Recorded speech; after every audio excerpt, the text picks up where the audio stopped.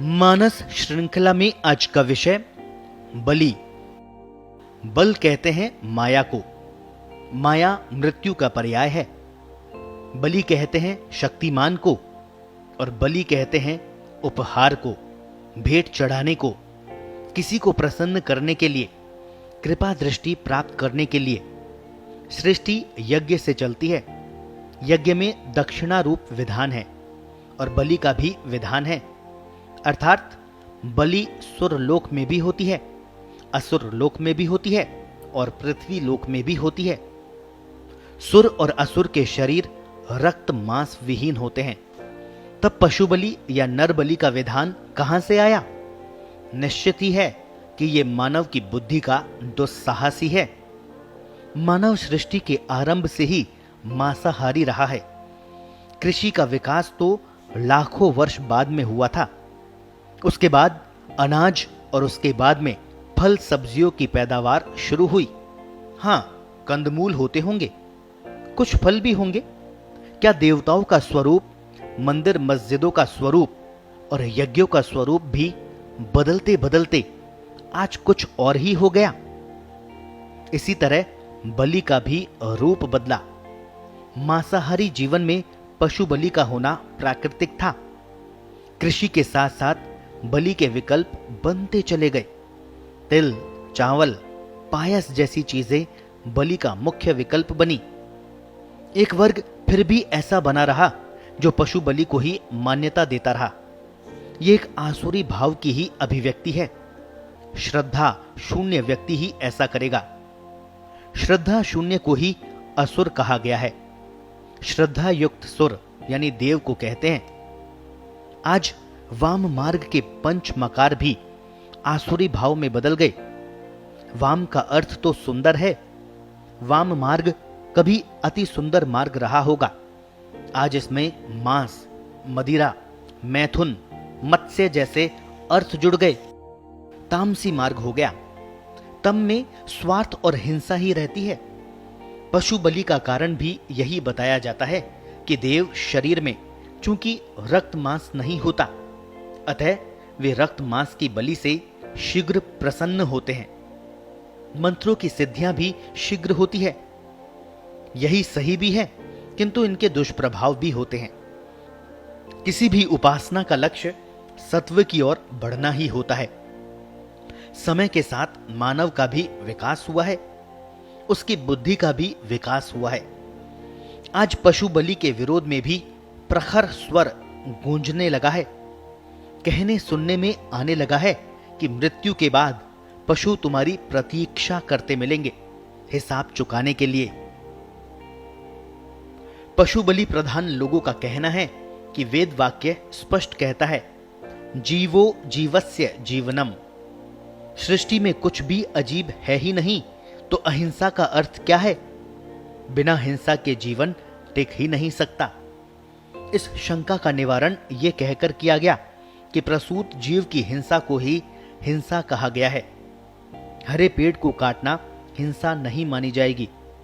बहुजीवत्व और अल्प जीवत्व का भेद मानकर जीवन चलाया जाना चाहिए। इसकी एक परिभाषा यह भी है कि जिसे दूसरे उठाकर ले जाएं, स्वयं नहीं हिल सके, ऐसी वस्तु की हिंसा हिंसा नहीं होगी। हिंसा का सारा विधान कृषि विकास के साथ बनाया हुआ है। प्रकृति का विधान भी कुछ अलग ही नजर आता है। सपिरनी स्वयं अपने बच्चों को खा जाती है। मकड़ी के बच्चे मकड़ी को खा जाते हैं। इससे शायद सृष्टि चक्र का विकास होता है। नए कर्म और नए जीवन का क्रम आगे बढ़ता है। पुनर्जन्म प्रक्रिया निरंतर बनी रहती है। पुरुषार्थों का अर्थ भी शायद धर्म, अर्थ, काम के साथ इस चक्र को तोड़ने नहीं देगी। कर्मों का फल भोगने के लिए नया जन्म लेना ही पड़ेगा। यदि सारा विश्व शुद्ध रूप से अहिंसक हो जाए तो यह सृष्टि चक्र ही रुक जाएगा। पृथ्वी लोक का रूप देवलोक हो जाएगा। यह संभव नहीं है। क्योंकि प्रत्येक व्यक्ति शांति और सुख की तलाश में रहता है, तो जीवन को शांत भावों से जोड़ना ही पड़ेगा। पशु बलि भावनात्मक धरातल को अशांत करती है, क्रूरता का भाव पैदा करती है। सत्व गुण के लिए दया और करुणा वांछित है। इसका एक उदाहरण है जाजली ऋषि। समाधि में बैठ गए और चिड़िया ने सिर पर घोंसला बना डाला। आंख खुली तो सोचने लगे क्या करूं। तब आकाशवाणी हुई कि बैठे रहो। ऋषि निश्चल हो गए। जब बच्चे उड़ गए तब ऋषि उठे। ऐसा ही उदाहरण त्रिकारी का है। ऋषि के पिता अति क्रुद्ध थे। आदेश दिया, मां का सिर काट दो। हाथ में तलवार सौंपकर गंगा स्नान को चले गए।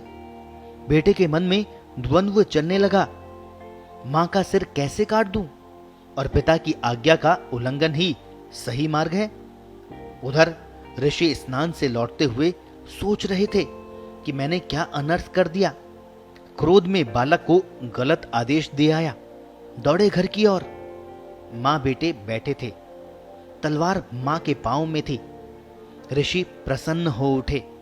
कहने लगे, शासन में दंड का विधान होता है, इसमें हिंसा नहीं होती, किंतु अहिंसा सदा श्रद्धा युक्त होती है। श्रद्धा का ही नाम अहिंसा है। दंड में तमोगुण आवश्यक है। शायद इसी श्रद्धा भाव को स्थापित करने के लिए बलि में हिंसा का विकल्प बना है। इसी के लिए कृष्ण ने बुद्धि योग का सिद्धांत प्रतिपादित किया। बुद्धि योग को हिंसा विहीन माना गया। बुद्धि योग कहता है, आरंभे कर्माणाम संन्यासे कर्म संगयो। इसी का नित्य अभ्यास चाहिए। इसी से रजोगुण का अभिमान कम होगा। इसी से तमोगुण के स्वार्थ और हिंसा घटेंगे। इसी के सहारे आप पुरुषार्थ में जीवन जी सकते हैं।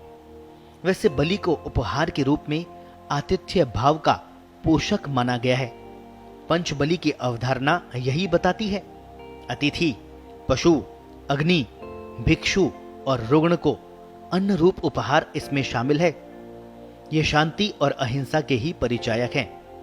अपेक्षा भाव से मुक्त, शुद्ध श्रद्धा भाव युक्त हैं। ये स्वयं में ही यज्ञ हैं